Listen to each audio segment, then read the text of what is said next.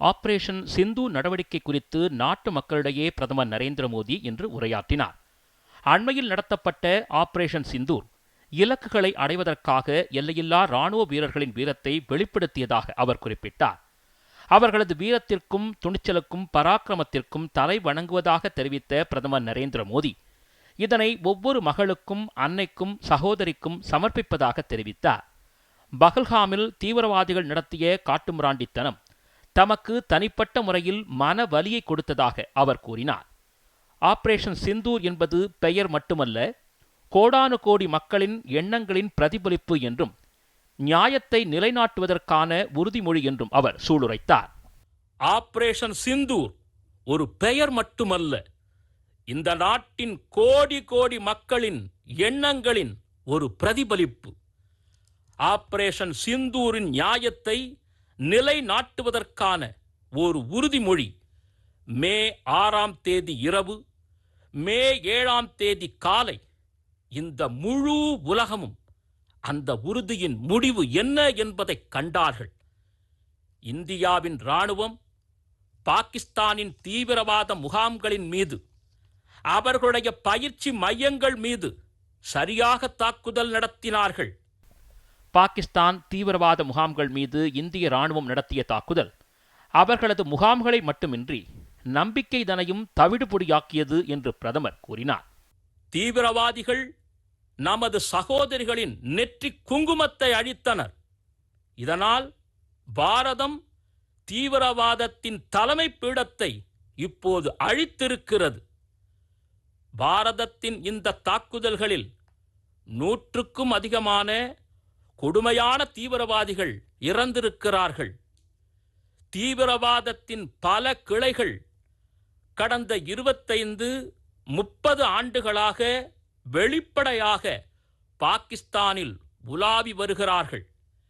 இவர்கள் இந்தியாவிற்கு எதிராக தாக்குதல்களை நடத்தி வந்தார்கள். அவர்களை பாரதம் ஒரே அடியில் அழித்துவிட்டது.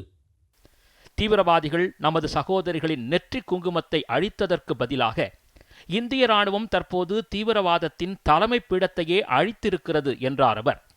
இந்த தாக்குதலில் 100க்கும் மேற்பட்ட தீவிரவாதிகள் கொல்லப்பட்டதாகவும் 3 தசாப்தங்களாக பாகிஸ்தானில் சுதந்திரமாக உலவி வந்த தீவிரவாதிகளை பாரதம் தற்போது ஒரே அடியில் அழித்திருப்பதாகவும் அவர் பெருமிதம் தெரிவித்தார்.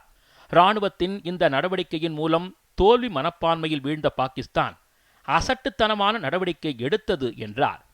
தீவிரவாதத்தின் மீதான பாரதத்தின் நடவடிக்கைகளுக்கு துணை போவதற்கு பதிலாக இந்தியா மீது தாக்குதல் நடத்தியதாகவும் இதன் மூலம் பாகிஸ்தானின் முகத்திரை கிழிப்பட்டிருப்பதையும் பிரதமர் சுட்டிக்காட்டினார். பாகிஸ்தான் நமது பள்ளிகள், கல்லூரிகள், குருத்வாராக்கள், கோவில்கள், சாமானிய குடிமக்களின் வீடுகளை குறியாக கொண்டு தாக்குதலை நடத்தியது.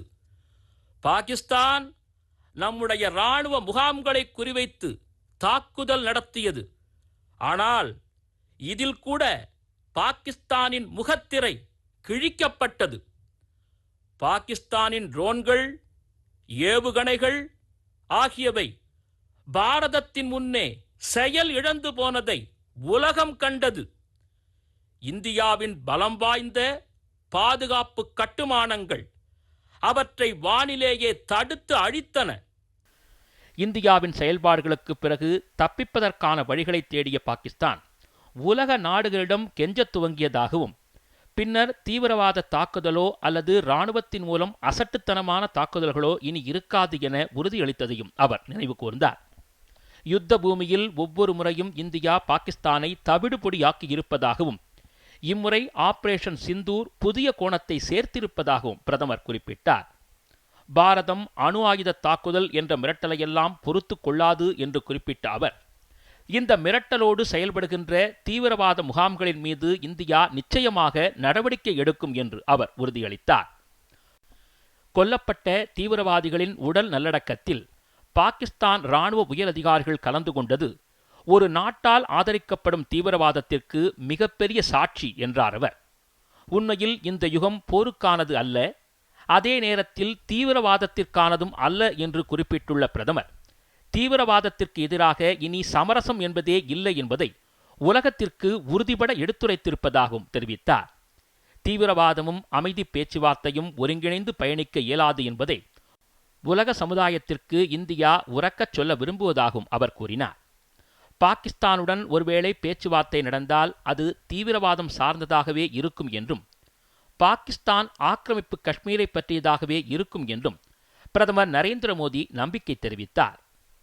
எங்களுடைய அறிவிக்கப்பட்ட நீதி என்னவென்றால், பாகிஸ்தானுடன் ஒருவேளை பேச்சுவார்த்தை நடந்தால் அது தீவிரவாதம் பற்றித்தான் இருக்கும். ஒருவேளை பாகிஸ்தானுடன் பேச்சுவார்த்தை நடந்தால் அது பாகிஸ்தான் ஆக்கிரமிப்பு செய்திருக்கும் காஷ்மீரை பற்றியதாகவே இருக்கும். அன்புக்குரிய நாட்டு மக்களே, இன்று புத்த பூர்ணிமா. பகவான் புத்தர் நமக்கு அமைதியின் பாதையை காட்டியிருக்கிறார். அமைதியின் பாதை பலத்தோடுதான் செல்கிறது. மனித குலம் அமைதி மற்றும் வளர்ச்சியின் பாதையில் நடக்க வேண்டும்.